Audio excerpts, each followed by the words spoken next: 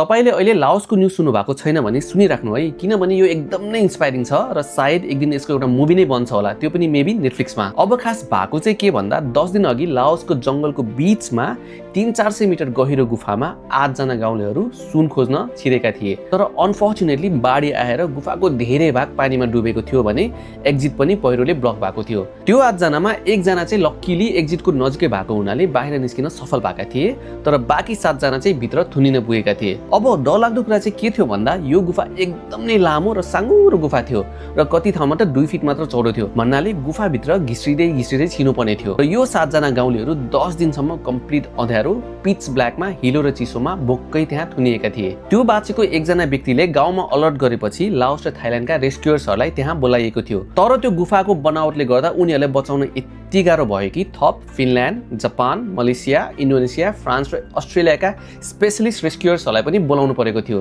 र धेरै कोसिसपछि गत बुधबार 5 जनालाई त्यो गुफाको 300 मिटर भित्र अलिकति अग्लो एरियामा भेटाएको थियो र उनीहरूमा एकजनालाई हिजो र 4 जनालाई आज फाइनली रेस्क्यु गरेर बाहिर ल्याइएको छ। बाहिर ल्याएपछि उनीहरूले एकअर्कालाई अङ्गालो मार्दै यति रोएका थिए कि जुन हेरेर सायद तपाईँ पनि इमोसनल बन्नुहुन्छ होला। रिपोर्ट अनुसार 2 जना स्टिल मिसिङ छन् र उनीहरूको खोज जारी छ र आशा छ कि उनीहरूको रेस्क्यु पनि चाँडै होस्।